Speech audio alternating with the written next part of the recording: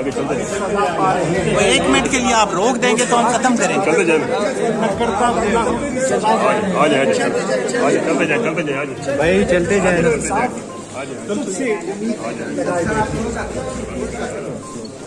अल्हम्दुलिल्लाह next time हम court के अंदर स्टार्ट करेंगे। नीयत साफ है, दामन साफ है, बेकसूर है।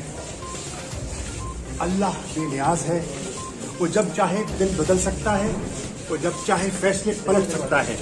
इसलिए मैं कहता हूँ नकरदा गुनाहों की सजा पा रहे हैं, फिर भी अदल और इंसाफ तुझसे उम्मीद पा रहे हैं। जैसा पीटीआई पर पाबंदी लगी तो क्या करेंगे?